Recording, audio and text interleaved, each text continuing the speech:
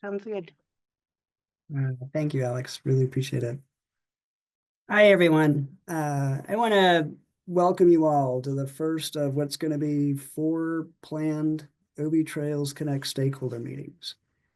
I'm Barvell, the town's planning manager. Many of you have met Alex Chavez, our planner extraordinaire, who's done amazing work to get this project moving and off the ground and really trying to get the word out to the community to invite participation. So big hat tip to you, Alex. Thanks.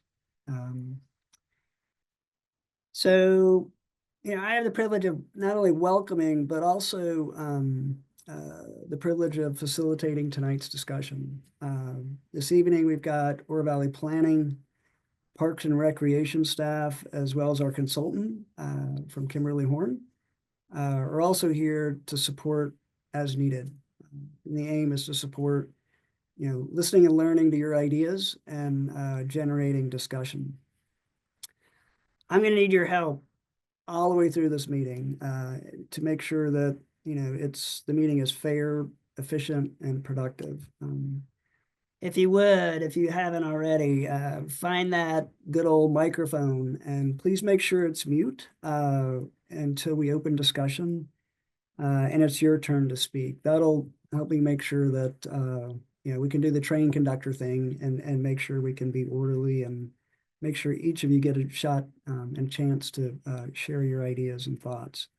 Also, if you wouldn't mind, please turn on your camera. I'm of the belief that it helps build community, and we are going to be trying to foster discussion. So it would be great, to see everyone, and I think that's helpful. Now, as I've already tipped the hat, and I'm going to keep tipping the hat throughout the meeting, the focus really is about listening and learning from you folks and inviting discussion among the many path and trail stakeholders. So before we really jump into it, we'd really appreciate an opportunity to learn a little bit about you folks. Um, uh, and so an icebreaker poll, if you will, is about to pop up on your screen. And our humble ask is if you would mind sharing, what is your favorite way to enjoy Oro Valley's trails and paths? Super easy poll. Just click on your number one. Some of you may like doing all of this, but what's your number one? And please hit that submit button.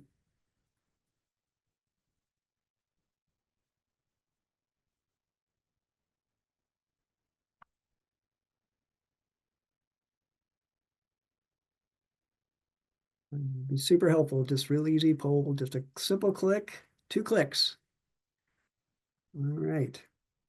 Good deal. The results of that poll are about to come up to your screen. And we've got a pretty diverse representation this evening. So I'm going to jot these down.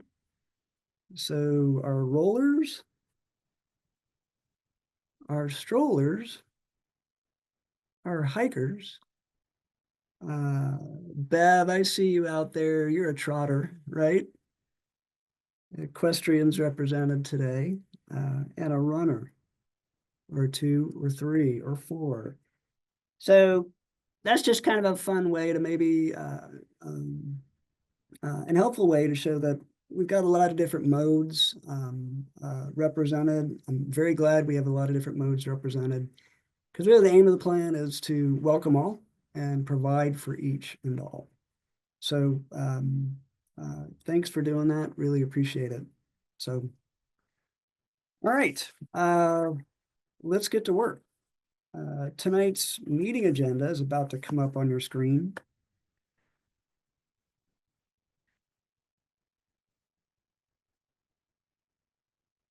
And there really are 3 objectives, core objectives this evening. Our hope is to spend some time here providing a brief project overview, describe its purpose, chat a little bit about your role as a stakeholder, and we'll share particulars about the process and key steps because our hope is you're going to stay engaged not only tonight, but throughout the entire process.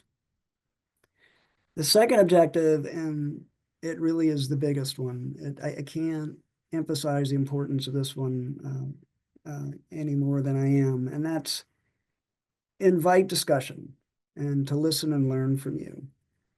This trails plan absolutely needs to be specific to meet the values and needs in the Oro Valley community. And the final objective is to thank you, all of you, for participating, and especially a hat tip to those who've taken the survey. We've got some wow numbers already on the survey in terms of participation. We're darn near 600 folks. And the humble ask is, please help spread the word. We want this to be inclusive. If you know folks that whether it's an trails organization, it's your next door neighbor that might be interested, please help us spread the word.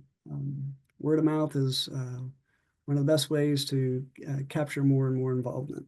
So, and then finally, please mark your calendar April 23rd. We hope we see you all back here, where we want to show off some of the results of this first phase of community outreach. So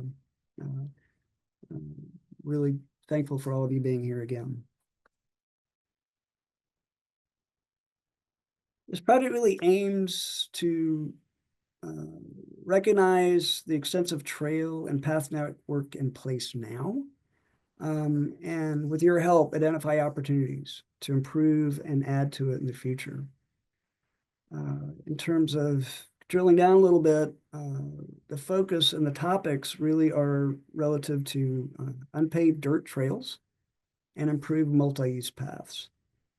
Hopefully, the pictures on the screen really illustrate what I mean by these terms. The term multi-use path means a lot of different things to a lot of different people. So for the purposes of this project, it really is about paths that are separate and adjacent to roads. That's one category of MUP, multi-use path. The other is obviously the Huckleberry Loop, which isn't associated with a road, right? But it's a very significant multi-use path in the community. Another is the Stoso Trails Nature Preserve Path. I'm going to show you some numbers later. The use of that path is super high. Glad to see it. It's its own self-contained loop and network. So it's a unique form of multi-use path. And so I really want to also punctuate when we're talking about multi-use paths, especially the Stoso Trails Nature Preserve. We're really talking about the path and the surface itself and the immediate adjacent area where there may be opportunities for shade or areas for respite, a ramada here or there. So that's the focus. We're well aware there are many issues that are being discussed about the preserve in general, but the focus really is on the trail and the overall network. And I really want to punctuate in terms of our focus that, with your help, we're going to build a quality plan. And as many of you know, a quality plan will address issues like the town's values, the guiding principles that need to be followed when we're looking at new trails and existing trails, connectivity, trail design, and standards, and many other topics. Some of which I hope we learn more about from you tonight.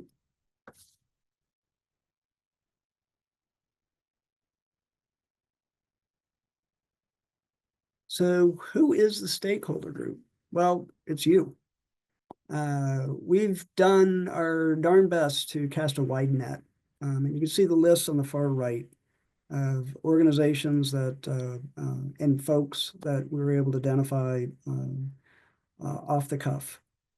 They represent residents, visitors, and organizations that it's an imperfect term, but I like to call super user groups, right? For equestrians, runners, cyclists, hikers, folks with disabilities, etc. If you see opportunities to expand that list on the right, please head over to the chat and share a name, share a organization, we are happy to include. The aim is absolutely to be inclusive, and we need the collective knowledge of this group to get this right. This group's role is to act as a sounding board to help identify the values, needs, and opportunities when it comes to paths and trails. We're going to ask for your continued participation throughout this process, and if we can capture you throughout this process, capture your interests, you're going to watch a plan grow from 0 to 100%, and there will be check-ins along the way, check-ins with you. So key to this effort is a regional agency group, and I think this is really an important mention. So we want to make sure that any plan going forward is in sync and make sure there are connections to valued areas like Catalina State Park, Forest Service land, Pinal County, state land, Pima County. We will be checking in with all of these organizations throughout the process. And in fact, we've already had a meeting with all of them collectively, much like what we're doing today, to share ideas and thoughts. And as some of these organizations like Pima County, who are on the cusp of starting a renewed trail plan effort, making sure that, we are, if that trail is going to the edge of the town and into the county, making sure that there's a connection and that we're all in sync. So I think that importance is pretty obvious. And in the next slide, I really hope that it's super clear that outreach engagement is a cornerstone of this effort. So what this image is meant to represent is that the stakeholder group is one of the check-ins we're doing with the community at large. So we've been doing trailside chats where we've set up tables at Big Wash Trailhead, key locations along the loop, the Seso Trails Nature Preserve, and other areas to learn from residents and learn from users of what's important and answer some of the same questions we're going to ask you to answer this evening. The idea is to take all of that information and filter it into a comprehensive plan. And that filtering and that distillation will culminate in a master plan that will be reviewed by the Parks and Rec Advisory Board and ultimately reviewed, considered, discussed, and eventually adopted by town council. That's how you get an OV Trails Connect plan. And I'm going to dive a little bit further into more particulars of the process. Let's talk about how this comes all together in a bit more detail. So essentially there are 4 phases, and we're right at the very tip of phase 2, which is community outreach. We've done quite a bit of work, phase 1 in terms of laying groundwork, figuring out where those easements are in town, already searching and looking for gaps in terms of connections to identify issues, and looking at other jurisdictions throughout the state, throughout the West, for looking for good examples of master trail plan efforts. Phase 2, which we're in now, obviously is really, we hit the ground hard on community outreach. Hopefully you guys have seen some Explorer articles. Podcasts just went out. We've gotten ads out. And we're trying to reach out to different user groups to please get involved. And then, then we're going to work on drafting. That's phase 3. And then once that draft gets to 30, 60, 90, there'll be various check-ins for community review. This is a pretty busy slide, but the number one color I'd like everyone to focus on is the orange. Those are the check-ins.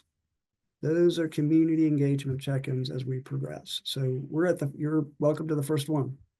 There's going to be several more along the way.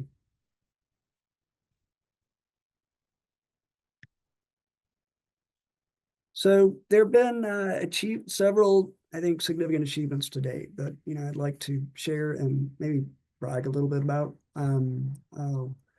One is as far as preparing for this effort.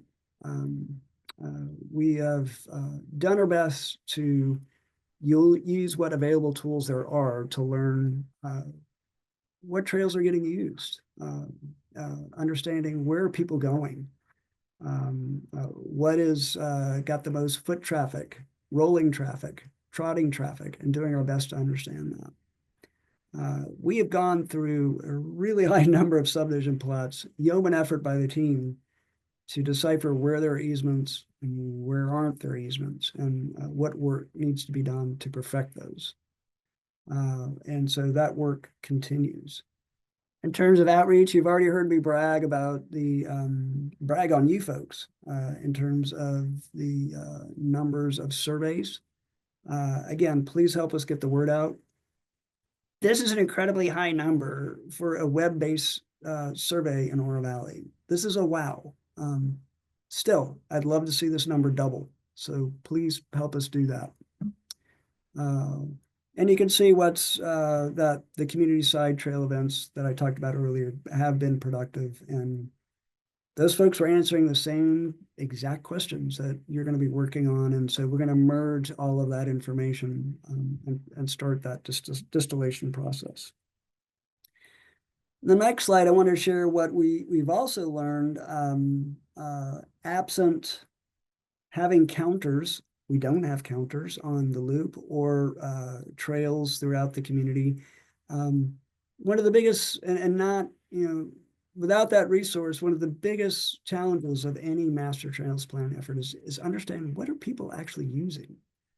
And so we've turned to various apps, and we turned to Strava because they were so willing to share amalgamated information with public entities like Oro Valley.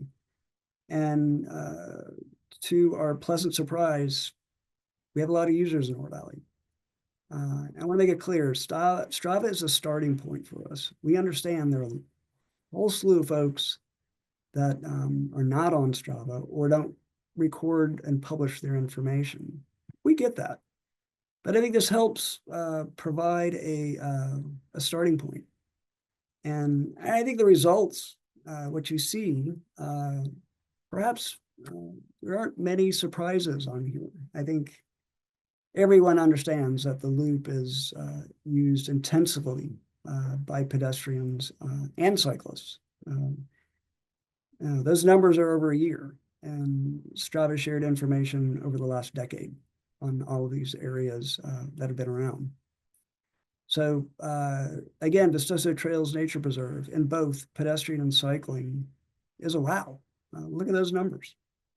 And the only area that surprised me, and perhaps shouldn't have surprised me, was how high the number for Big Wash Trailhead is. That's over a year. So the number of hits in terms of amalgamated recordings is pretty impressive. So that's helpful in terms of giving us a guide. I really want to impart to this group that if you're here and you have a favorite trail near your house and you want to make sure it's part of the network, this isn't the determinant in terms of numbers. The aim is to create a comprehensive network. This is helpful information, but it does not limit the scope or the focus of this plan by any means. Okay. Now for the most important part of the meeting. I want to set you guys up to succeed in terms of discussion and sharing your ideas and thoughts. So, I think most of you who have attended such meetings are used to seeing such a list. There are no surprises here. Really, the ask here is to treat folks like you wish to be treated. And it really can be distilled down to two words, and that's be kind. We're all working toward a common goal to recognize what we have in Oro Valley and continually improve what we have in Oro Valley. If you wouldn't mind, this is important, I think, to the group overall. If you wouldn't mind giving me a thumbs up if this all resonates with you, or just a simple head nod. And what I mean by thumbs up, just one of these. Super. Thank you. Really, really appreciate it. Excellent. All right. In terms of some quick Zoom fundamentals, Zoom has provided us a super opportunity in giving us two choices to raise your hand. We discovered this fairly recently. So just want to make sure everyone knows we're going to be super reliant on this function. So I just wanted to spend 2 seconds on it. Some of you at the top of your screen, you're going to see a hand and it says raise hand. So when you're ready, you click on that. Pretty simple, right? Some of you, we've discovered, might have a more updated version of Zoom where you won't find that hand. What you'll find is this react button at the bottom. Or maybe it's somewhere else. It's react, it's this heart-shaped area. So if you click on that, it's going to give you the ability to raise your hand. And so the raise hand part is going to help me make sure that we're running this in an orderly way and everyone gets a turn. And we entirely realize and respect not everyone likes to speak in front of a group. So please, if you're not comfortable speaking, please wear out the chat function. Would love you to fill that up, and then we will happily, transcribe that to the whiteboard, and make sure your thoughts are shared. So, and as always, you can contact me or staff through Oro Valley trailsconnect.com, and we're glad to have a one-on-one with you. So, super. Moving on. All right, so the whiteboard is on its way to your screen.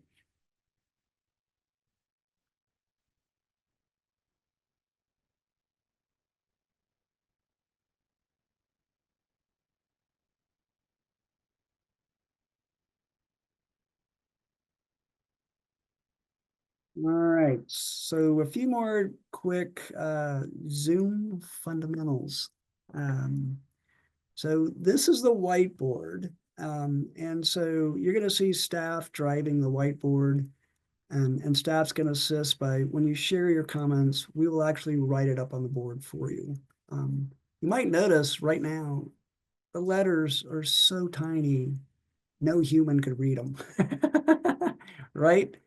So there's a graphic on the board. You see it smack in the middle here. Thank you, Alex. That I want to use to describe the toolbar, which is on the bottom right of your screen. You'll see a hand and a magnifying glass and whatnot, okay? So throughout the discussion, the ask is that you use that hand so you can move your screen over to the area we're talking about, okay? You can do that without affecting the group. So just because you're moving around the board doesn't mean the group's going to get seasick. So the view is going to be controlled by staff, but you can control yours through that hand function and moving around. Okay. The other super important tool here is the magnifying glass. That's your friend to make sure those words are readable. So you use your hand to navigate over the question, over to the Post-it note, and you can magnify so you can read it. Okay, and you can make it as large or as small as you wish. All right, and if your whiteboard's too small, you have an opportunity to make sure that it's enlarged and fit to your screen by hitting this arrow button that's circled in red. Okay, so those are just some quick basics, fundamental navigation tools. So, all right. So as again, what staff is actually going to scribe your ideas for you, so you don't actually have to talk and type. And throughout this meeting, we're going to be moving from left to right, just like when you read a book. Okay. And On the board, we have 3 questions. And we're going to go through each one independently. So, so I ask for your patience that if you're not really interested in question 1 and you're really excited about question 2, please wait. Help us get through question 1, and we really need everyone's input. Even if you showed up and you're a 1-issue person, you're just here to make sure your 1 issue gets on the board. If you would, please consider jumping into the conversation on all of the issues. We need you, and we welcome you. So you may be wondering, why are you already seeing Post-its on the board?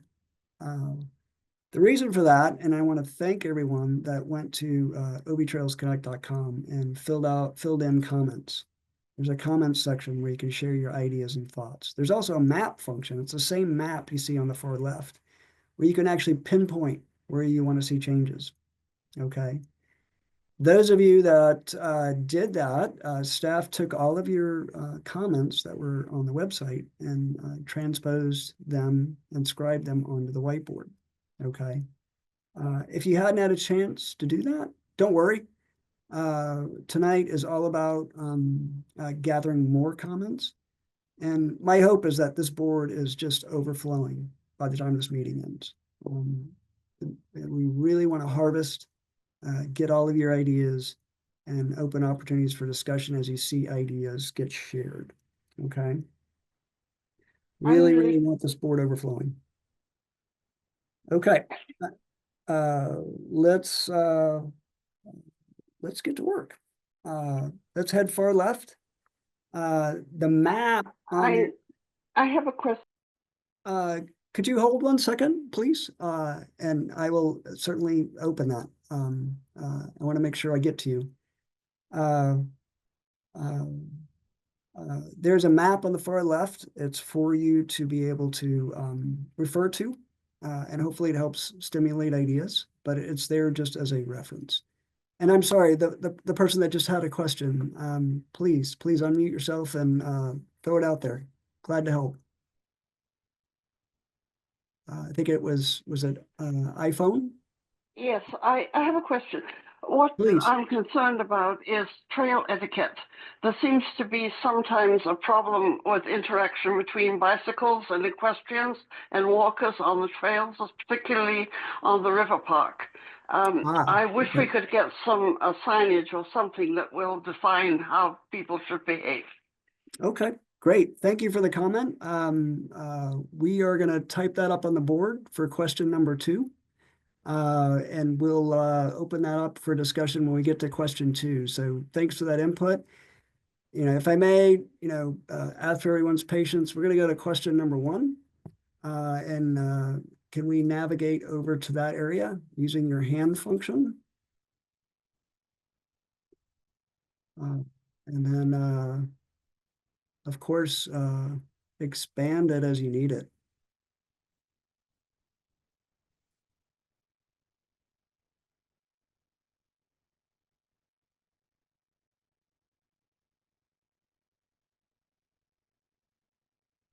All right, the very first question is, what do you like best about the existing trails and path network?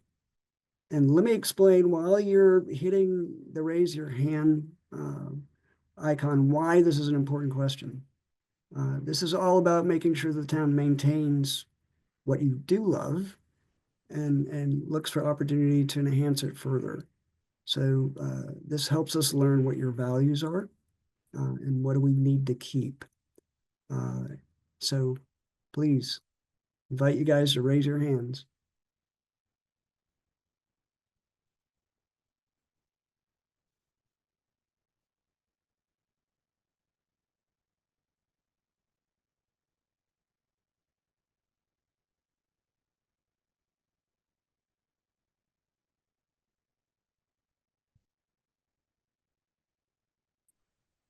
Okay.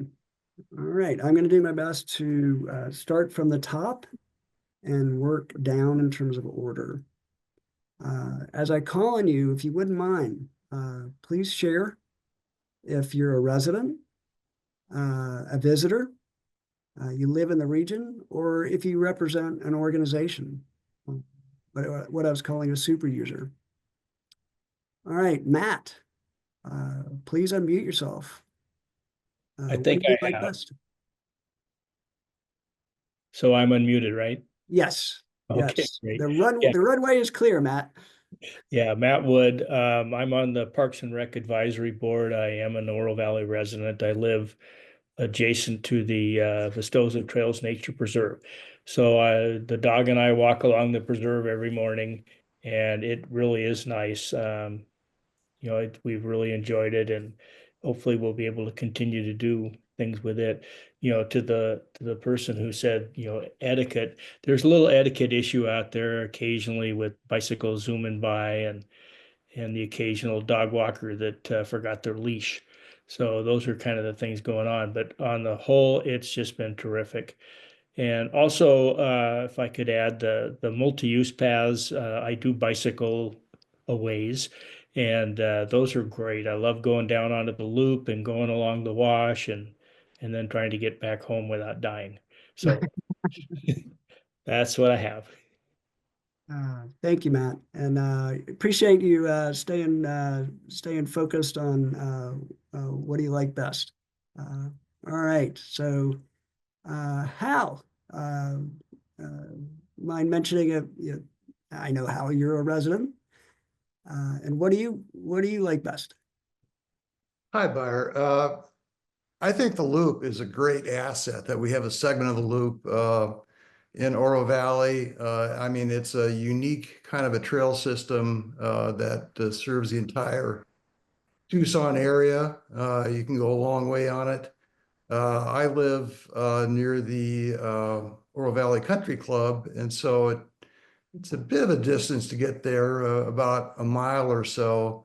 But I don't have to go on any major streets to get there. And once I'm on it, as I said before, you can go a long way, whichever way you want to go. I also like that there are some ways to get from the Loop Trail to some of the commercial areas, such as the Rooney Ranch Shopping Center. There are trails right off the loop into the shopping center. So it's a great asset. Super. Thanks, Hal. And please also know, everyone, that as you're providing comments, you're free to start discussion. So if you see someone made a comment and you have a thought about it, you're welcome to chime in as well. So Gail, can I invite you to unmute yourself and share with us? Hi, I'm Gail Mateer. I am a resident of Oro Valley, and I am president of Preserve Vistoso. So regarding the Vistoso Trails Nature Preserve, I think there's a couple of things, but one in particular is the accessibility of it. It's probably the easiest, or one of the easiest trails for people who have mobility issues to get around on. And I think the better we maintain, in particular, the pathways, the more use we get. It's great for families. It's great, if you're in a walker, anybody can really access the trail and use it. Super, Gail. Very helpful. Thank you. Thank you very much. Roberta, what do you like best? Yes. Hello, everybody. My name's Roberta, obviously, and I'm a natural trail type of gal, being a desert rat for many, many decades. And I really love, I just in my heart, one of the gems of this town is Lambert Lane Panorama Park. I can't get used to saying panorama. I still call it Lambert Lane. But I just love it. And as we go on with the stakeholders, I hope to be able to talk about, I don't know if it's possible, creating some kind of buffer, because it's such a beautiful park. If people haven't been up there, it's a great small natural park with 360-degree views of our town and of the beautiful Tucson Valley. And I just absolutely love that place. I also love these are unofficial trails, but along the route, the loop off of Rancho Feliz, which is, if people don't know, is the south side of the Cañada del Oro off of La Cañada. There are trails on either side along the Cañada del Oro Wash, north and south. And I love to walk my dog there, or just in terms of natural walks and looking at wildlife. And like I said, they're not quote unquote official trails, but for me, because I'm not a bike rider, I'm more of a walker and a hiker, I just think it's absolutely lovely. And thank you so much for doing this. And I hope whatever I say could be of value. Thank you. It absolutely is of value, Roberta, and thank you. And just a reminder, everyone, please let staff scribe comments on the board. If everyone goes at the board at once, it turns into a little bit of chaos in terms of the board jumping around. So again, if you're not comfortable speaking up, please fill up the chat and use the chat function. So thanks so much. Rosa, please.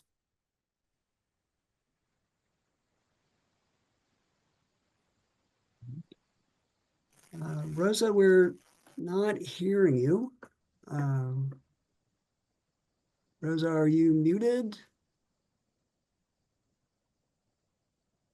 Oh gosh. Well, now I see the mute button is on. It's now off. Oh gosh.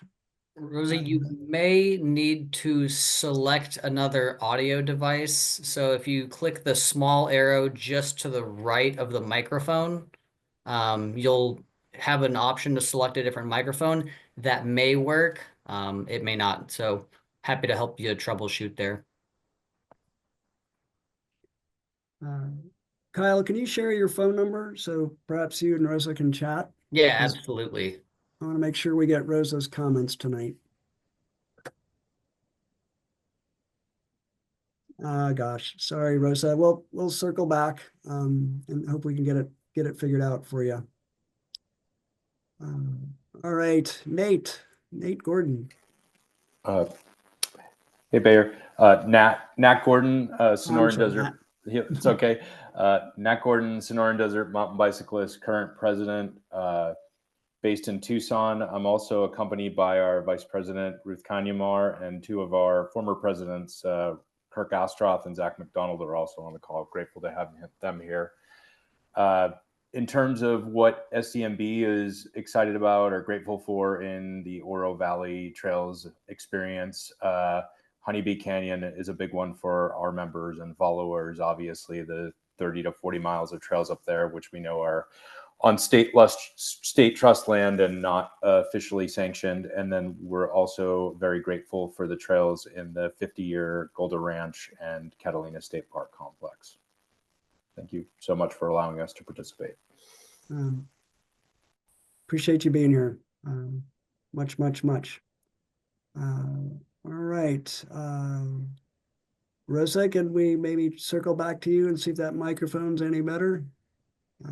Rosie, if you're ready, I can give you my phone number as well, so you can give me a call. I've got it in the chat posted, but it is 520-229-4822. I don't have something to write it Oh, down. hey, we can There hear you go. now.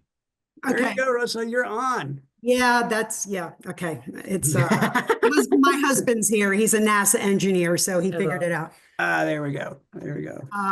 Yeah, great. I didn't have any trouble last night. I've been on like OV Path Forward meetings every night, and this is no, you're a pro. So this is a different whatever Zoom. So okay. So what I wanted to say about Vistoso Trails is that 17 communities touch that property. So it does get a lot of people being able to walk to a park or drive to or use their bike to get to a park. It's a closed loop, and I see that it's safer for children because it goes under roads instead of across roads. Great point. A lot of parents point that out, that they prefer to get children away from. So some of these multi-use paths are not appropriate for young kids who are a little impulsive. So I wanted to point that out. But the only trick is getting on it. I see a lot of makeshift entry points because we don't have a lot of, we haven't established a lot of trailheads yet. Like off of La Cañada, they go down the hill there where the sidewalk is on La Cañada at the entrance to Center Point, and they slide down that hill onto the cart path. It's pretty dangerous. I've actually watched a kid wipe out the other day on his bike trying to get on there. So they do, it is great that they can ride their bike to it, but it's not necessarily safe because we haven't gotten around to that yet. But we probably should try to address that sometime during this forum, because entering it is not really that easy unless you go to that one parking lot that does provide somewhat of an entry, which is the parking lot that is owned by the developer. So, yeah. Let's make sure that that shows up in question 2 as far as areas of improvement, please, Yeah. Russell. Anything Thank else you'd you. like to share about what do you like best? Oh, I mean, I like the fact that we were able to repurpose it. It was an organic experience. I mean, people just took to it. So there was a real need for a loop, I guess, like that, that is away from everything, you know, and, I think what I like best about it is that it is, we were able to turn it into something really useful for this community. Not everybody has Strava, so you're not even capturing all the data, because that's a paid app, I believe. Because we Yes. tried to download it, and it's paid. So if there was another way to capture information, that would be great, because I know you would capture even higher numbers. I can see the cart path from my while I'm doing my dishes.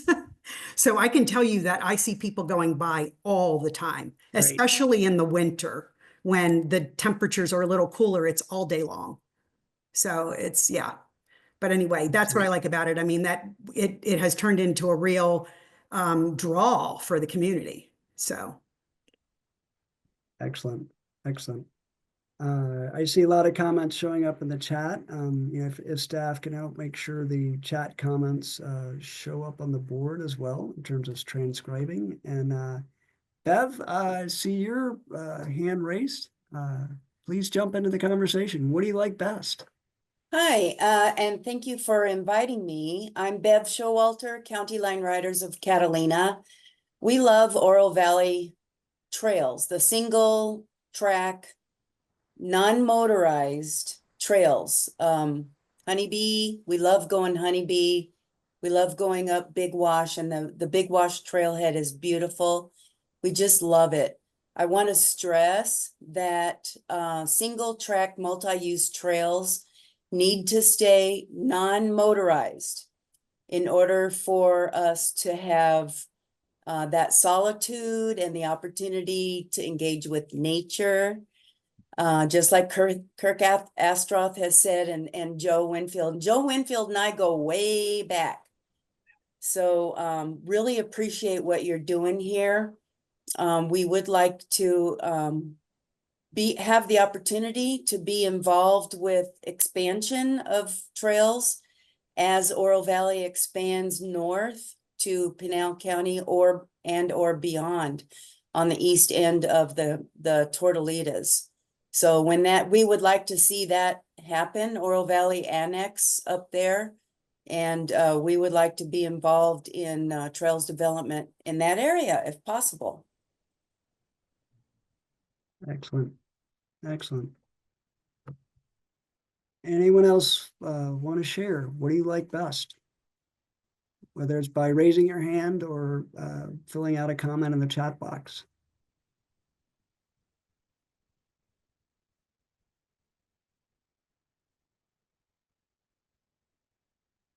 Hello, can you hear me? I can. Okay. Carolyn's my wife. I'm Doug. So I just wanted figured to I get that shouldn't call clear. you Carolyn, so. No, yeah. I spend a lot of time out at Honeybee. Also do the 50-year trail, but mostly Honeybee. Excuse me. I enter at the church, and if I believe I saw your count for Big Wash, I'd like to skip Big Wash and go to the church because you get more into the heart of the climbing quicker. And I think if you had a counter there at that trail, you'd find the numbers far, far higher. I have met people from all over the world. I've met people from Canada, Colorado, Minnesota, Michigan who've heard about it, come down here, whether they contact bike stores or look online, and they go out there and they like it. So that's what I want to say. Thank you, Doug. Really appreciate it.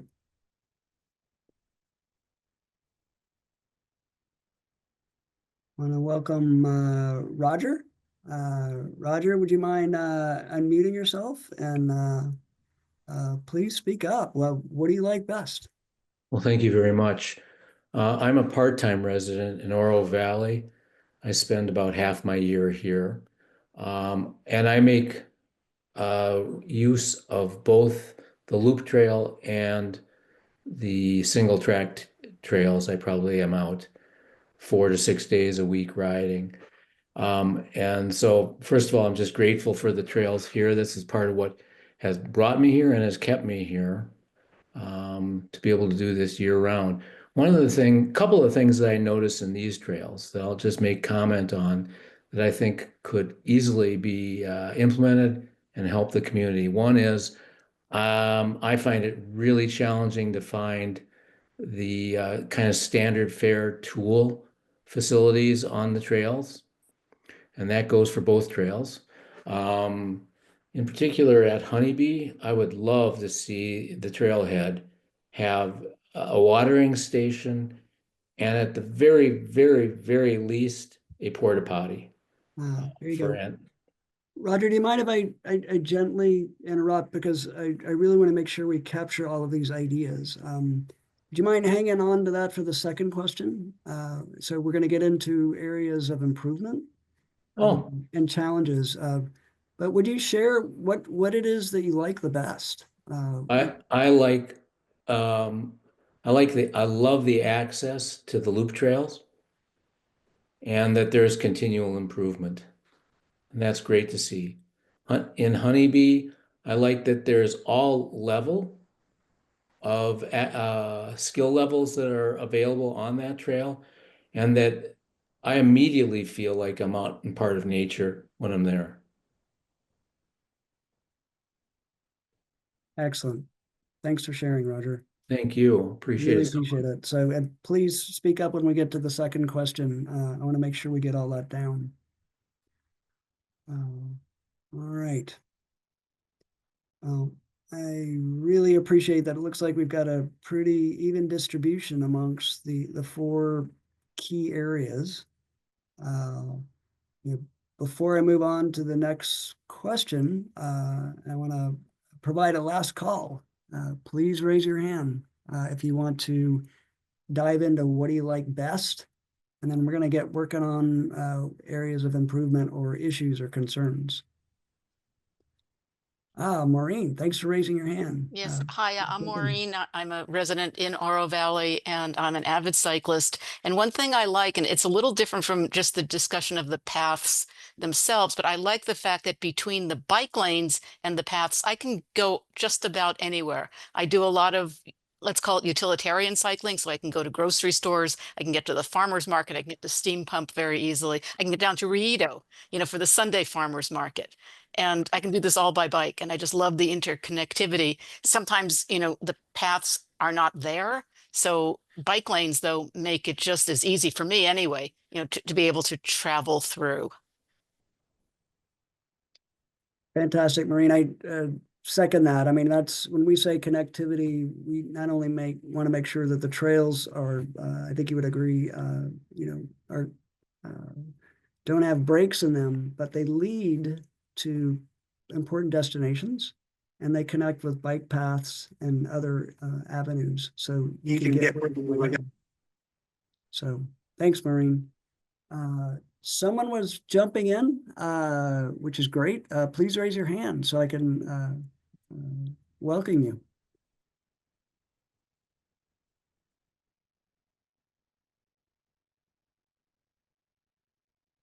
Great. Well, let's make it a last call for, oh, great. Ruth. Welcome. Please unmute yourself, Ruth. It looks like you're still on mute. See, sorry, I said I'm on my phone and on the computer so I can actually see, but wow. I'm an Oro Valley resident. I've been here for 24 years. I picked Oro Valley because I wanted to be closer to nature and away from traffic. I get on my bike. I'm an avid mountain biker. I am the vice president for the Sonoran Desert Mountain Bicyclists.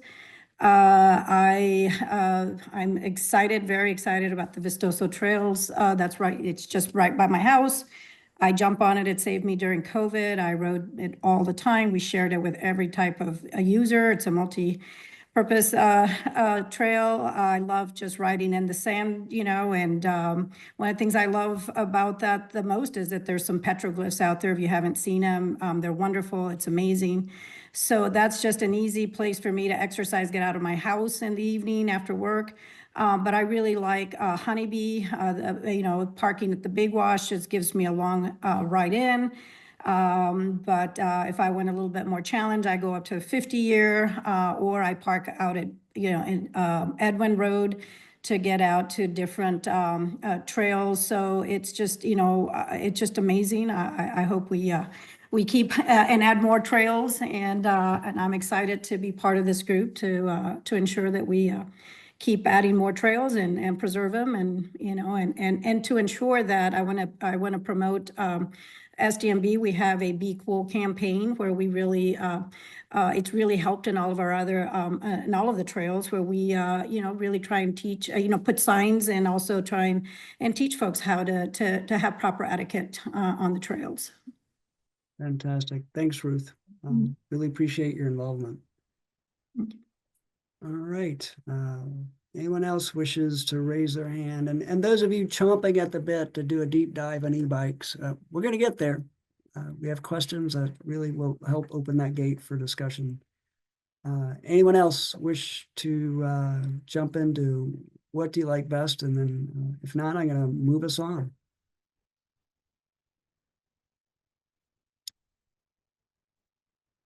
All right. We're moving on. So let's all head over to the right using that hand function to what can be improved. And you can see a lot of comments. And I want to give you guys a moment to really kind of scan the comments. Take a look-see, take a good read. Hopefully that helps trigger your thoughts, and welcome more thoughts and comments. And also, if you want to discuss anything that you're seeing, please, now's the time. Raise your hand on, please, on what can be improved. We want to learn from you.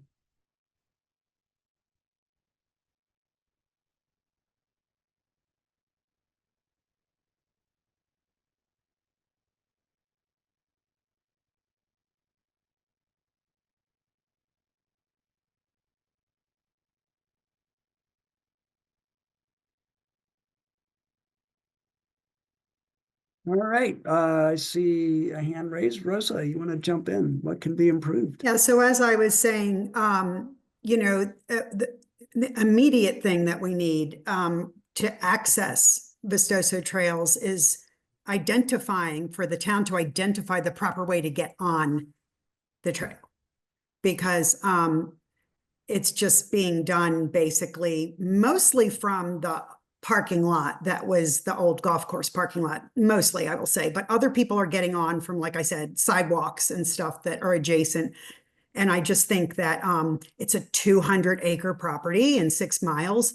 So not everyone is going to want to get on. So they're just getting on, and there's a lot of worn down paths and stuff in places maybe where they shouldn't be. So maybe for this property to at least identify a few legal places to enter that 6 mile loop. And I assume that would also entail providing signage, trailheads, you know, like a very, like Matt pointed out in the beginning, we really need some very large signs with dogs and a circle and line through, taking them off the leash. This morning, there were 2 gentlemen in late years. They were not young men, and they had both dogs off the leash. Oh, and gosh. Javelinas are in that area because I see them every morning, and it just bothers me. It makes me nervous because, you know, dogs and javelinas, I mean, it's not the javelina's fault, but I'm just saying, and this is constant. because Mhm. people see it as like a big expanse. And so they take their dogs off the leash to run. So it's a constant problem there. Gotcha. So we need signs to, and then the other thing is, since it isn't a multi-use path, and there was a consultant we've had so many, but one of them that said, oh, we can't put a line down it because it's not wide enough. But the multi-use paths are not even as wide as Vistoso Trails. So since it is being used for multi-purpose, we probably should address how to do that safely. Right now, it just works. I mean, I know some people complain about the bikes, but when I've been on there, I've seen bike riders very courteous to the walkers, but still, you know, it's an organic, like I said, it's an organic thing. It wasn't supposed to be a trail. But now we do need to, if we're going to call it a trail, we need to kind of nail down some etiquette, nail down some signage, tell people what's the right way to get on the property from different points around that 200 acres so they don't all have to go to the same place. So that would be my top things to how it could be improved from a trails perspective. Oh, wonderful, Rosa. Those are great comments, and they're all right on target for this plan in ways to improve. Thank you. You're welcome. Gail, please jump in. Thanks, Buyer. So to follow up with Rosa, I agree with her comments in terms of people seem to be managing pretty well on the trails, but, better signage, better understanding for people, because we know the golf course parking lot is going away soon. And once that goes away, it's going to be a little bit more confusing for people to figure out how to get to the trails if they don't, particularly for people who don't live in Rancho Vistoso and are aware of where all the different entry points are. So I think we need to think about establishing some well-publicized trailheads, particularly for people coming from other parts of town or coming from out of town. A couple other comments that I will make, and I'm sure you'll find this is no surprise, but we've got to address the condition of the property. It's just bad. And, this property in particular is, I believe, the only one that, has homes surrounding it. We have over 500 homes that surround this property. And what is out behind people's homes in most areas now is just in terrible condition.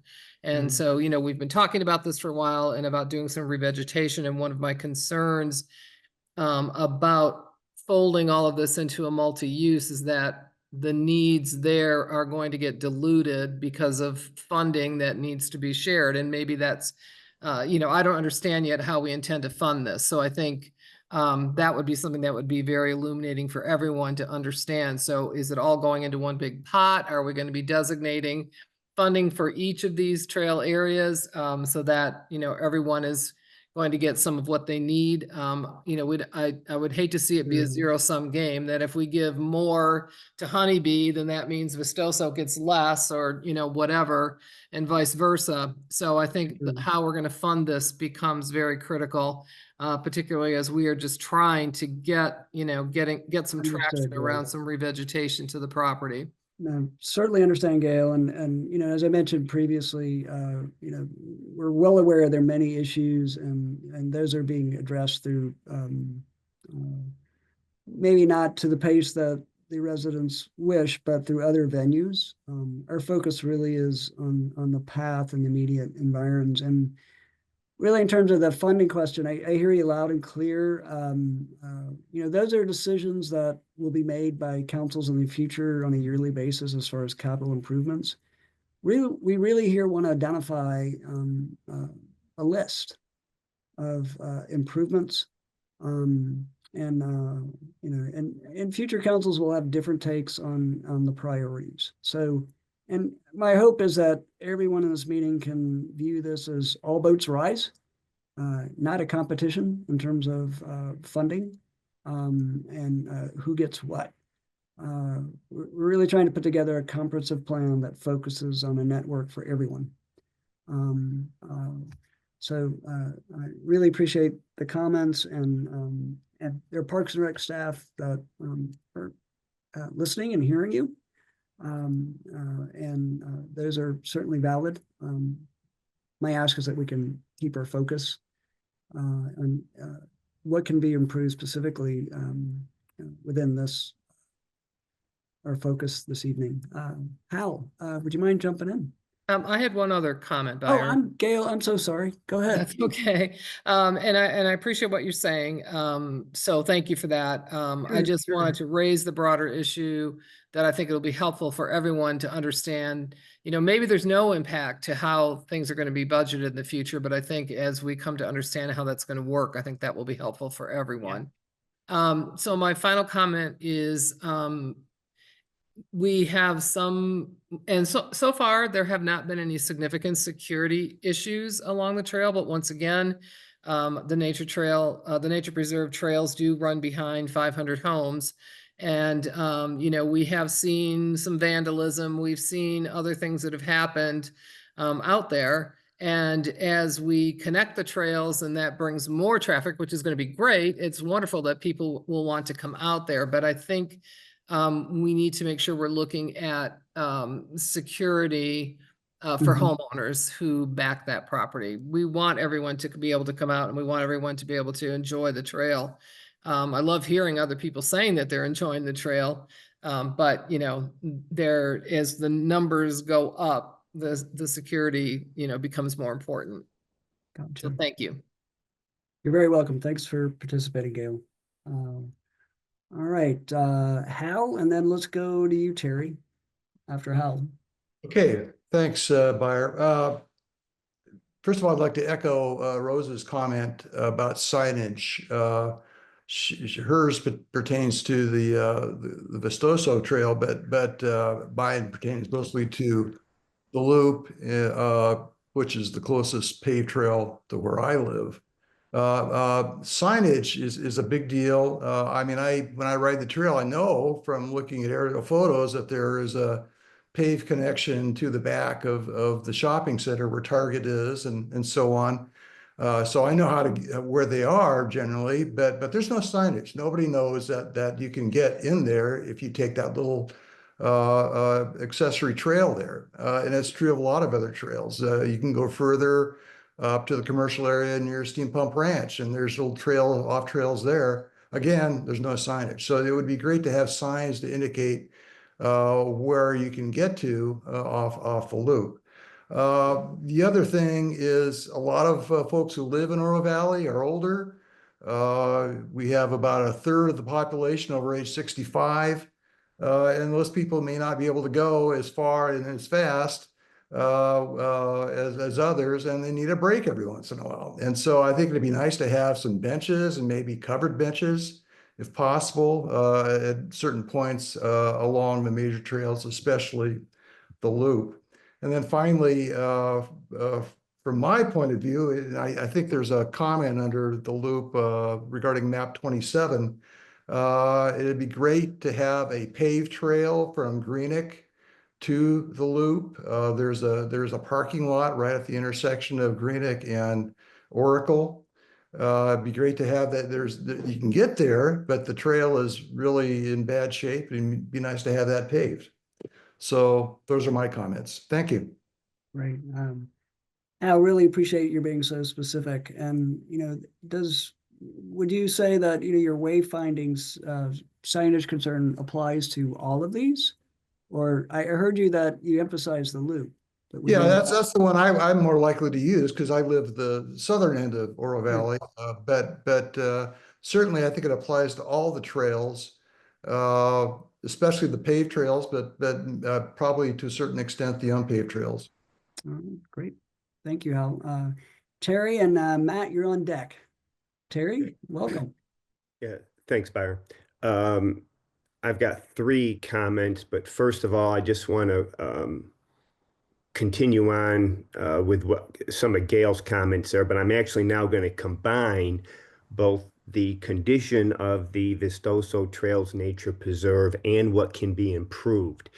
And that would be a lot of the dead vegetation and the risk that presents to both walkers and cyclists regarding potential fire. I don't know how many on this meeting, I'm sure there's probably a few, that about 5:20, right before this meeting, I happened to be watching K-Gun, and Kenny Dar was doing a feature out on the nature preserve today regarding fire hazard. So there you go. And I had obviously, I'm sure several people here on this meeting may or may not have been aware of that, but that is, and is a lot of people on this meeting know, has been and continues to be an issue with the dead debris and the accumulation of that. And they made a point to stress that during that profile. Second, regarding signage, the other thing that I would just add on to that is regarding the specifics of what side walkers and cyclists should be on. And they're different when you're on the road or you're on a multi-use path. And and it's, as a pretty avid cyclist, well, I hope to be again, I can tell you that it's frustrating when walkers or joggers or runners don't know what side to be on. They will walk and run and jog with traffic, and they're always wearing earbuds. So they have a huge percentage of them, and they don't have a good awareness of their surroundings. And those may be things just to consider in the signage. And my third item, again, because I live right on the Vistoso Trails Nature Preserve, and I see the cart path also, is at times when either what can be improved, regardless if it's town staff or contractors that are doing work, it is debris that they leave. And as an example, right now, like behind the maintenance shed, and it's probably been there since last fall, is a bunch of concrete. And it's actually on Centerpoint property, but it has just never, it's just a bad look. It's just never been cleaned up. And it's just not representative of how the town of Oro Valley in general operates. And that's all I've got on that. And then one other point I believe, and I'm just to clarify, Gail, I actually think going back to all our fundraising, and I think Gerald can also attest is I think there's 610 or 613 homes that back up to the nature preserve. That's all I got. Thanks, Byron. Great, Terry. Thank you. Thank you. All right. Let's see, Matt, please unmute yourself, and Roberta, you're up on deck. Okay, to kind of tag on to Terry Hart's comments, those slabs back there came off of the preserve, and they should have taken them out of there for a long time ago, but there are a bunch of chunks of concrete back there. And Matt, can I just provide you a gentle nudge? Really, for the sake of the group, we're here to talk about pathways. Yeah. And so let's try to keep it focused. We hear you. There are issues, and we respect that. But let's try to respect the group and stay focused. Thanks. So when I was taking the survey, I was looking at the part about maps and internet maps, and I thought, what a neat idea that is. A friend of mine and I go out on the loop, and he's got his map out there, and he goes, "We're going to go here, here, and here." And I think that would be great to have all of our paths from Oro Valley on the internet, so you could kind of search them and figure out a way. So I put that up towards the top of my list of things to do. So that's all I got. Super, Matt. Great comment. Roberta, and then Bill, you're up on deck. Yes, thank you for the opportunity. I'm the natural trails gal, and I would like to see more of the beautiful natural trails unpaved for in Oro Valley. Now, specifically because I live in southern Oro Valley, You know, a lot of people with the Catalina State Parks and State Parks passes going up to $200 a year from $70 a year. A lot of people, families can't afford that anymore. If they want a more natural experience, I think it would be wonderful if we could expand in whatever way, buying land. Somebody had mentioned, I saw in a comment, using easements, marking trails like the natural trail that is south of Riverfront Park, or there is an easement, and I don't know if the town owns it or the county, that is just east of Lambert Lane Panorama somehow, or as I said, the Wildcat Trails that are north and south of the Cañada del Oro, off of Lambert Lane and other places. We don't have as many natural trails, obviously, in the southern part of town as we do in the northern because of space. But I think there's many opportunities to expand these trails. And like I said, as more people go, I can't afford $20 for a carload of people at a time, or a state park pass that's $200 a year. I think that families and people in Oro Valley are going to be looking for more natural experiences. And I think with that, again, and I mentioned that in my comment, more signage. That people just think they're on a natural trail. They think that my dog can run free, my dog can poop all over. Now, signage sometimes doesn't work for those people, and I don't know if this is in your purview or not, but you know, also more enforcement. There is no enforcement really of leash laws in Oro Valley, and that especially means natural trails too, as well as parks, and that doesn't happen. So that's me. I'm for the natural trails, and I so appreciate this opportunity. Thank you so much. Roberta, thank you so much. And if you don't mind, Bill, I just wanted to do a shout out that, I mean, it looks like Zach, Kirk, Bill, Bev, you guys are having a robust conversation on the side about e-bikes. I'd really like to invite you into this conversation, and I would love it if you'd raise your hand and jump in and jump into the focus of this evening. Would really appreciate it. Bill, please. Thanks for waiting. Can you hear me? Yes, can hear you loud and clear. Thank you. Awesome. I apologize for not having the video. I tried to turn it back on, but all of you guys look beautiful. And that's what matters, Bill. Thank you. So I'm kind of jumping in here, Bayer, and I hope that I'm following along your pathways discussion. But it's a comment that Terry made, and it brought to mind the liability for these trails. I realize we have trails all over. There are foot trails, there are paved trails, there are dirt trails. But who ultimately is responsible? And we know how litigious the society is, and God, I wish it wasn't that way, but it is. But ultimately, is the town of Oro Valley responsible for the liability? Let's say on that gorgeous and wonderful trail of the golf course, a biker hits a pedestrian, and then they say, oh, it wasn't wide enough. I can go through scenarios, but y'all understand what I'm saying. Mm-hmm. Who defends the litigant? Who has ultimate say on the liability for all of these trails? Is it Pima County? Is it the town of Oro Valley? Or is it individuals? Mm. It's a great question, and I'm sorry I don't have the answer. But you know, I do want to share with you that it really is a confusing menagerie of who's responsible and who's responsible for maintenance of trails. Some are public access owned by the HOA. Others are purely town owned, and there's public access or county owned. So I hear you on differentiating that and making that clear, because that part of our trail system is confusing, and I have firsthand experience with what you're sharing. So thanks. Thank you for hearing me. Let's see. All right, Nat, and please jump in.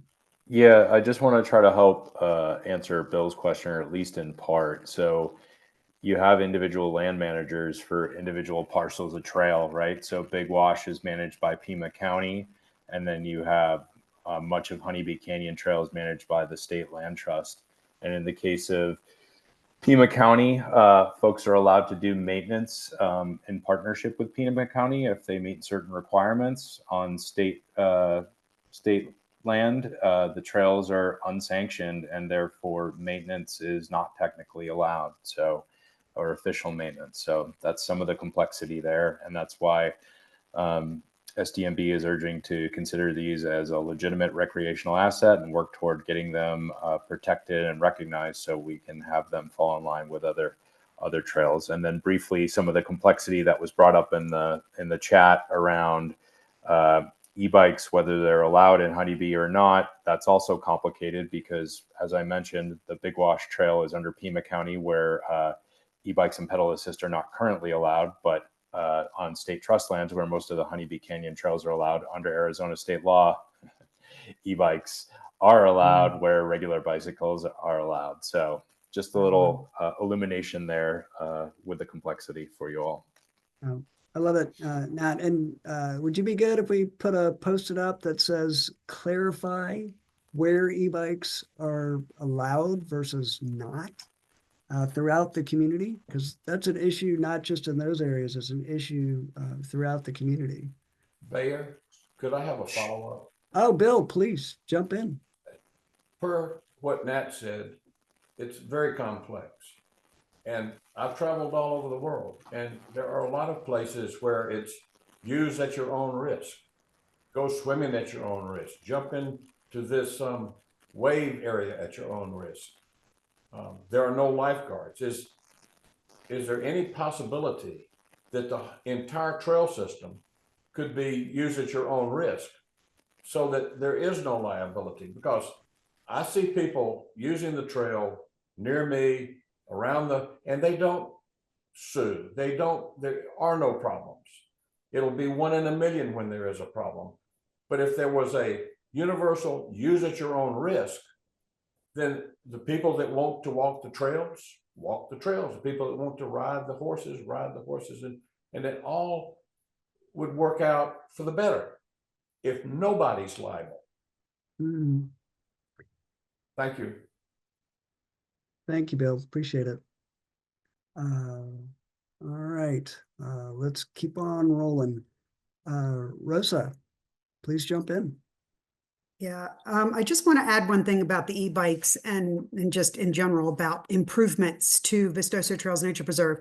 We're covered by a conservation easement, which is a little bit different than some of some of these trails are covered by easements, but we're covered by a specific conservation easement. So I know the topic of e-bikes came up when Gail and Terry and the rest of the Preserve Vistoso board and myself and others were all, and probably even Matt, were all giving input on that. And so they are allowed because my understanding is that it would follow like what the National Parks Service type designation would, so in other words, unless Oro Valley specifically prohibited them on there, and which we could do, they are allowed on Vistoso Trails Nature Preserve.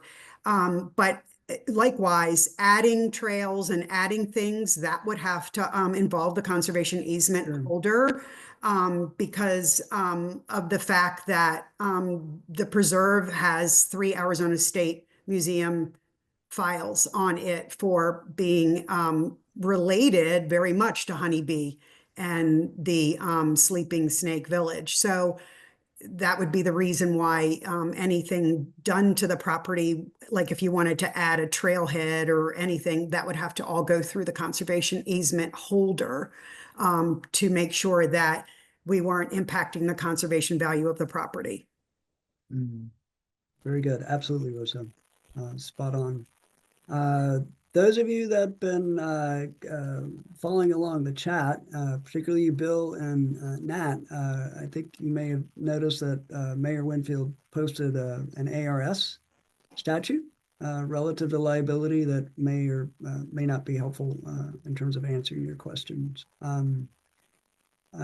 Gang, would you please raise your hand if you want to jump in on what can be improved. Otherwise, we still have one more question to go.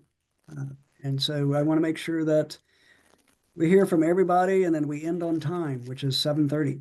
So please, Nat. Yeah, Bayer, you had asked earlier about adding a comment related to my earlier comment around signage about where e-bikes are allowed or not. Definitely agree with that. I would say, though, kind of upstream from that, we also need logical policy. And I think something that folks are bringing up here is the big wash into Honeybee, and that just creates conflict by having a significant access point into Honeybee, not allowing e-bikes, yet they're allowed on the other side. So just wanted to call that out. Thank you. That's an excellent point, and I hear you on the common sense part of it, because e-bikes are here to stay. So, and there are certainly camps that go up quick about ban them versus accommodate them, and the reality is they're here and they're not going away. So how do you constructively accommodate is might be something we want to discuss further. So. All right, I see Hal, thanks. Raised your hand. Please jump in. What can be improved? Sure. Well, regarding e-bikes, I agree with you. They're here to stay. Again, as I pointed out previously, we have a lot of older folks in this community, and me being one of them. And you know, I ride my bike and I enjoy it, but when I have to go up a hill, I keep thinking I need to get an e-bike. So, and there's different kinds of e-bikes. Some are more powerful, faster than others, and so maybe you could have regulations that distinguish between those different types. But one problem with any regulation is going to be you have to enforce it if it's going to work. And so if you want to prohibit e-bikes on certain trails or in certain locations, who's going to enforce it? How's that going to happen? So I suppose it could be, you know, on your honor or whatever. If somebody does something that causes a problem, you could sue them. But that's really the key question. How is, if you're going to have a regulation, how do you enforce it? Good points, Hal. Good points. Bev, do you mind if I pick on you for a minute? Because you seem to be our sole and valued equestrian representative in the group. You'd mentioned concerns about etiquette as well earlier. Can I ask you to come on and share a little bit about that? I have no problem with etiquette. I think hikers and mountain bikers are extremely courteous. It's very rare to come across somebody who is not courteous on the trail. And a lot of us equestrians, if we're not in a big group, we will step aside to let bicyclists go through.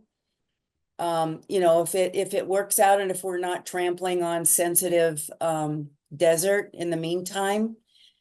But the thing is pedal assist is not a problem. Period. It just isn't. And on urban pathways, especially the loop is now a part of the oh shoot, it's a statewide trail that's going from Douglas all the way up to Las Vegas. So that's a part of that, and it's going to be a pathway for bicyclists. But on single track desert trails where hikers and bikers and horses are, using a throttle to go really fast, especially on hills and mountain trails, is very dangerous for horses. It's the speed that's the problem. So nobody cares about pedal assist at all. So, but it's the speed. That's all I need to say, really. Excellent. Bev, thanks. Thanks for letting me pick on you a little bit. That's valuable information. Kirk. Hey, Kirk, welcome. Please jump in. Thanks, Bayer. Well, a couple of comments, and I'll just follow up with Bev about, she said nobody cares about pedal assist. I do. I've been run off by pedal assist, run off the trail up in Honeybee by pedal assist bikes, especially when they're coming downhill. So I have concerns about all the classes of e-bikes, and pedal assist is one of those. I think, you know, one of the points I want to make is that e-bikes are already allowed on plenty of trails, and SDMB has a page on our website that shows where e-bikes are allowed and not allowed. Oh, good to know. Greater Tucson area. I think that the problem that was it Hal just mentioned about, well, he was talking about the enforcement. The issue with e-bike riders right now is that they do not pay attention to nor follow the regulations about where e-bikes are allowed or not allowed. And so signage obviously doesn't matter to them. They've destroyed many of the no e-bike signs at the Big Wash Trailhead and at Sweetwater and Enchanted Hills. You know, so the enforcement is a funny issue because the e-bike riders tell me that the reason that they ride on all these trails now where they're not allowed is because there is no enforcement. And I don't think that every trail has to be open to all e-bikes. I think, you know, one of the things that I would encourage Oro Valley to consider as you're trying to address this whole area is considered a pilot test or a trial period on a couple of trails with the e-bikes, see how they work out, and then go from there. But just making a decision that all of a sudden we're going to allow all the class 1 e-bikes on every trail, I have real concerns about that because my experience with the e-bikers now is that I get run off the trails by them. Thanks for contributing, Kirk. I hear you. I'm sorry to hear that. Terry, you want to jump in? And then I'd like to, by 7, really push us on to the final question, which really perhaps has a little bit of overlap with this one. So Terry, please jump in. Yeah, and I should have actually clarified this earlier, Byron. I'm sorry. When I made the comments earlier about walkers or runners, and it pertains to cyclists too with earbuds, regarding what can be improved, signage, 1 earbud. 1 is good, 2 is bad. Okay, thank you. I should have specified that earlier. Thank you. I hear you, Terry, more than you might know. All right, fantastic. Hey, gang, I really love the fact that we're getting a lot of quality comments here, and this board's filling up really nicely. So good work. Let me throw out a last call on what can be approved, and then we're going to scroll right over to what are some challenges. So last call on what can be improved. All right, gang, we're doing great on time. Super duper. So let's scroll right over to the green. And so I definitely realize some of this overlaps with the prior discussion. I want to give you guys a moment to be able to check out some of the existing comments you're seeing here. And again, if you'd like to add a comment or you'd like to discuss anything that you're seeing, let's fill up this board as well. We want to hear from you. So Roberta, let's go to you, and then Bev, you're on deck. Yeah, we're on what are some challenges, is that correct?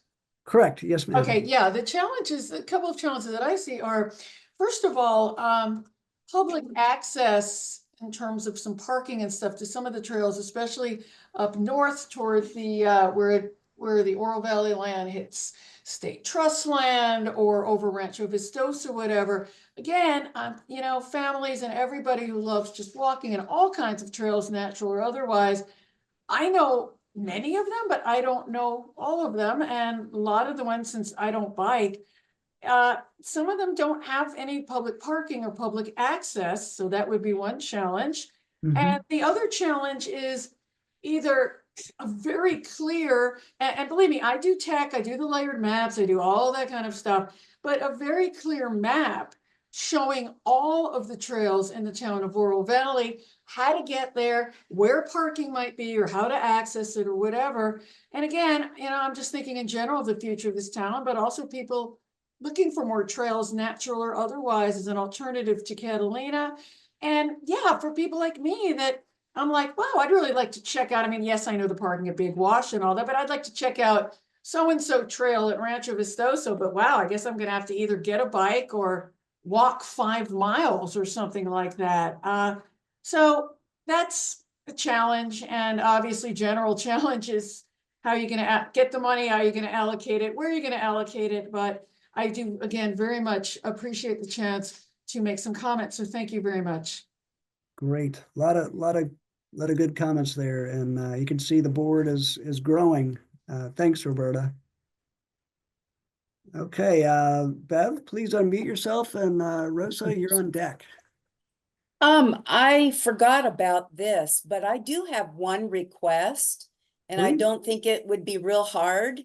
Could we get a sign at Big Wash Trailhead for the south side of the trailhead? The trailhead's huge. Typically, cars park along the north end, all along that north side of Big Wash Trailhead, and horse trailers park on the south part.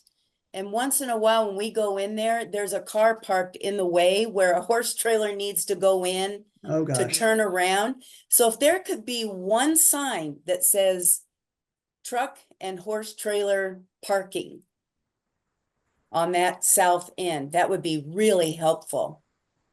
Great idea, Bev. And I wanted to share real quick with the group that that parking lot is scheduled soon for some significant improvements, mostly paid by a developer who built the subdivision nearby, which will include a restroom, water station, and some other amenities. So that's in the works, and will be paid by through development fees. It was a rezoning condition for a specific development. So let's make sure we get your comments down. And Rosa, please unmute yourself. Please share. What are some challenges? So for Vistoso Trails, one overarching challenge is that, you know, if you try to change anything out there, it has to go through the conservation easement holder. The other is that, and an imminent one, is that my understanding is that Mr. Rulney is going to start construction soon. And in order to do that, one of the stipulations was that he had to move the cart path that he's been given almost 2 acres of preserved land. Tragic. But anyway, there is a cart path that is going to run through where he will be utilizing for a parking lot. Now, when he moves that cart path, it is supposed to be before he starts construction, not after. And someone needs to supervise that the way they lay that out does not create right angles in the loop, because it was stated in one of the meetings, but now it's been many, months later, a year later, and I just wanted to make sure that tragedy doesn't ensue and construction people don't go out there and do what they feel like doing, and then you get out there and go, wow, this isn't going to work.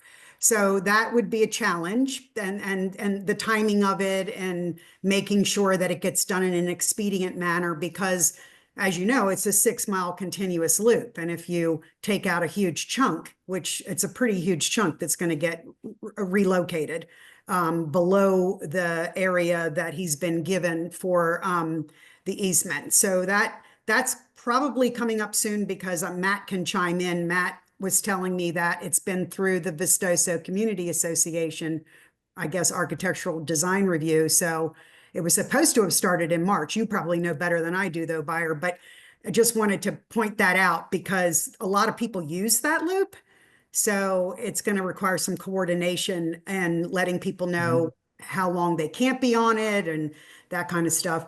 And then the other challenge is just in making sure that there's a lot of communication when we do get going on this with any type of connectivity or any type of changes out there, just so people know about, because it's been kind of a free-for-all for a few years, and when you start putting down rules and things like that, just so how you communicate and make sure people understand. But yeah, so that's coming soon, my understanding. Maybe you know better than I do. Just that cart path, when they move it, because I think it was actually the mayor who said no right angles when they Yes. move it, because if you look at how the cart path goes, if they just move it down, it would be like 2 turns in it, and you could see them doing that. You know what I mean? Like, because it's the cheapest thing to do. And also that they complete that parking lot, that 21 space parking lot, and that they get that trailhead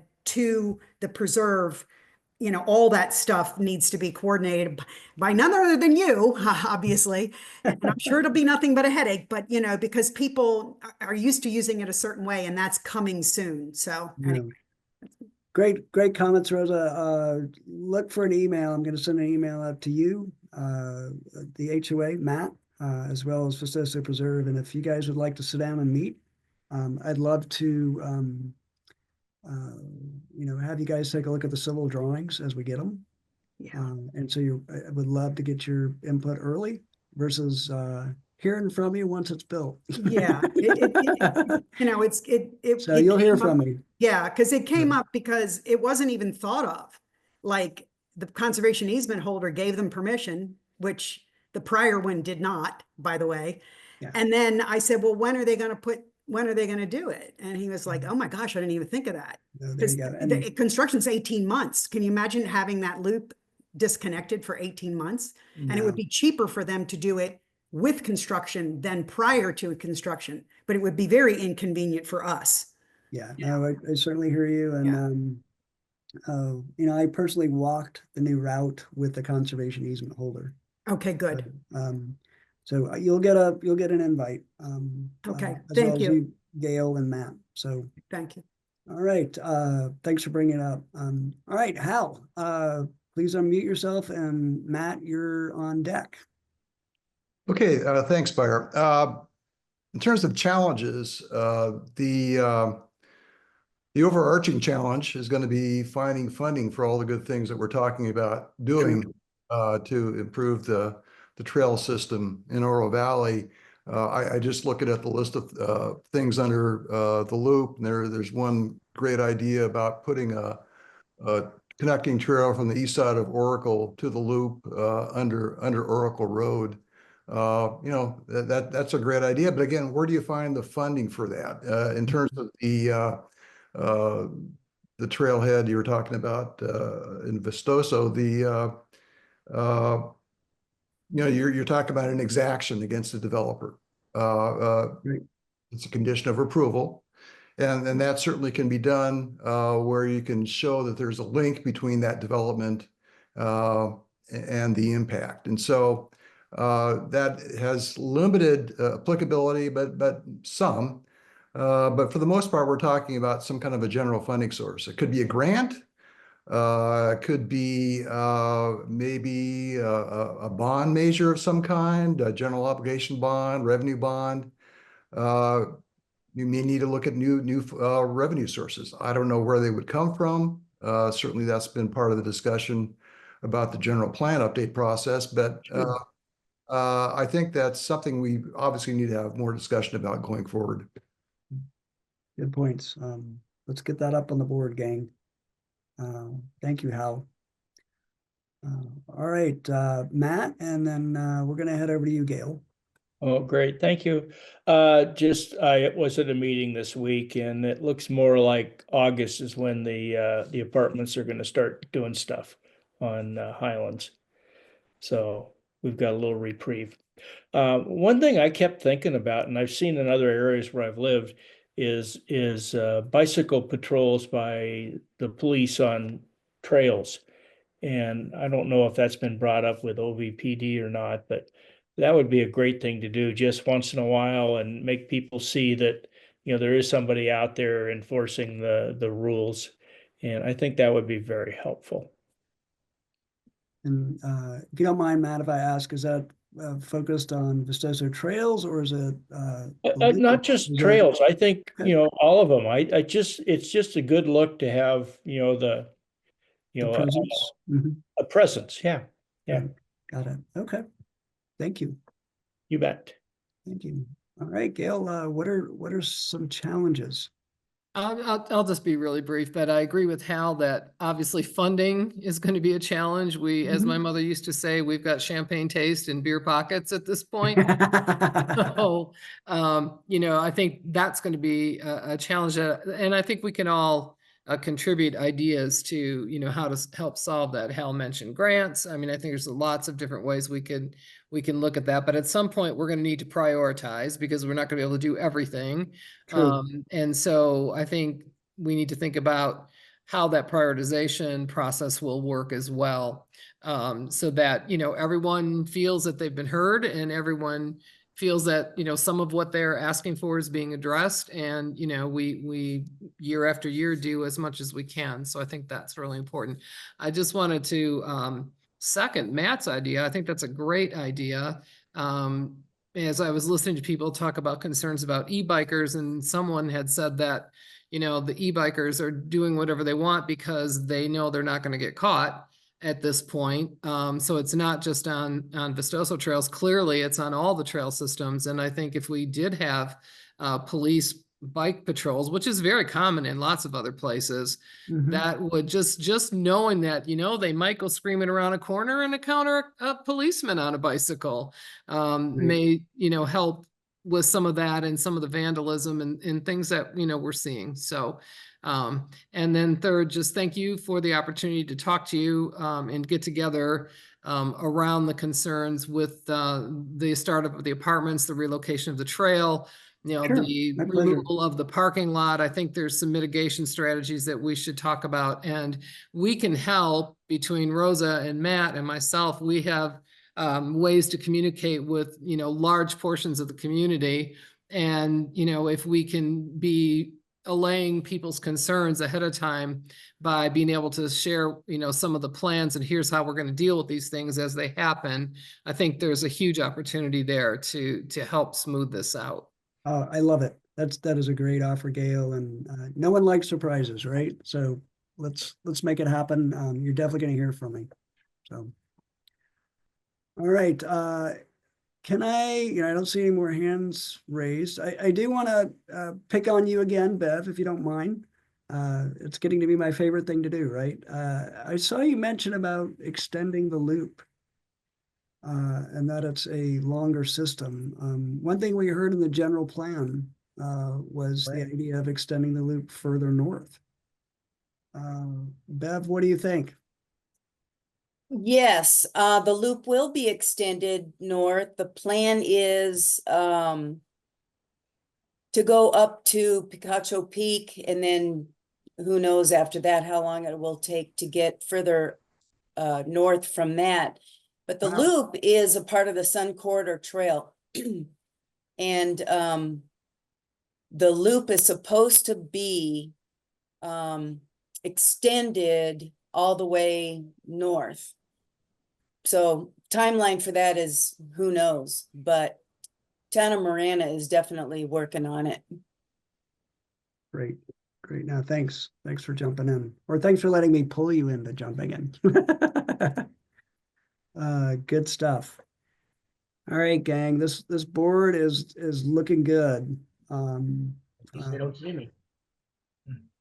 Let me throw out a Doug, did you want to raise your hand? Thank Super. you. Please come on.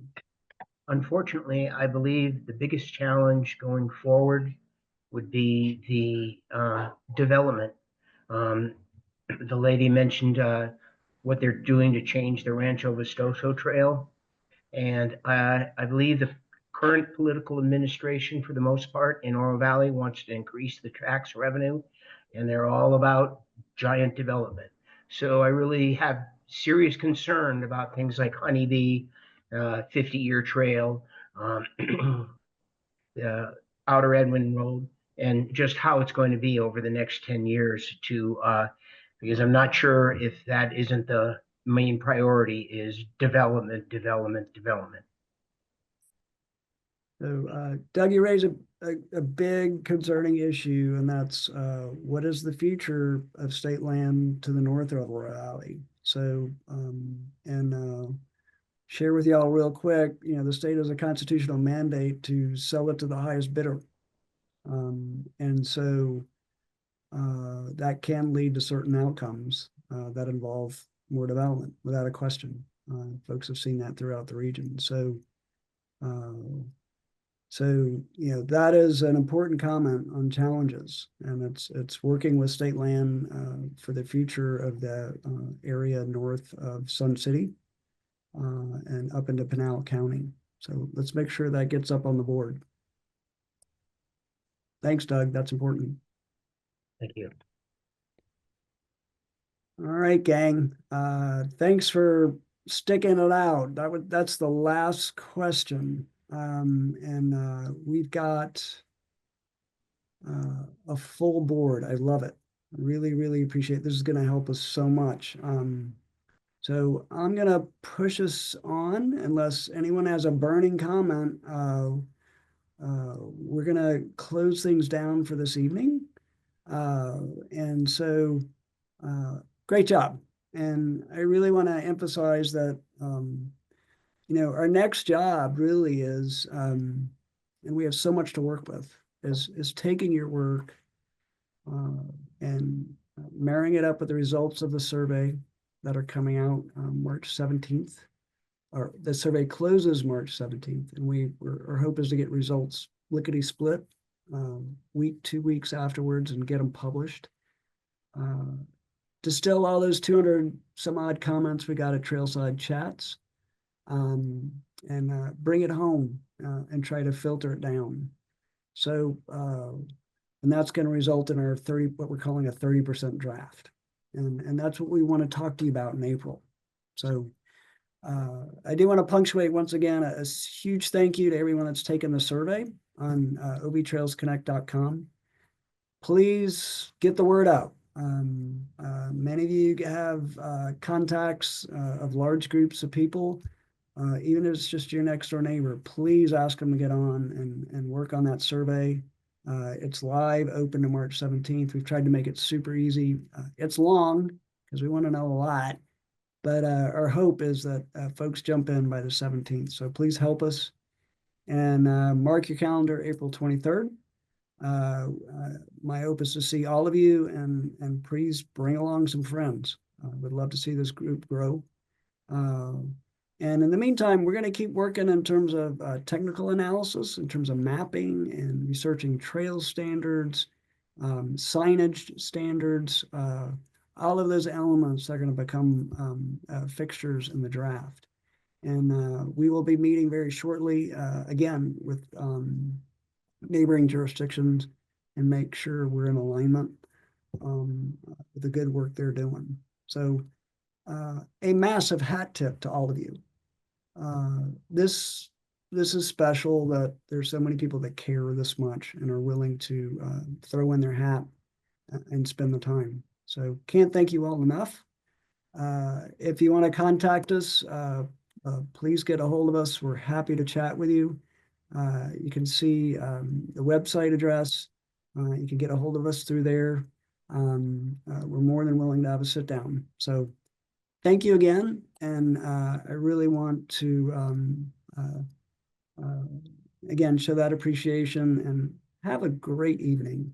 You guys are super. Thanks so much. Take care now.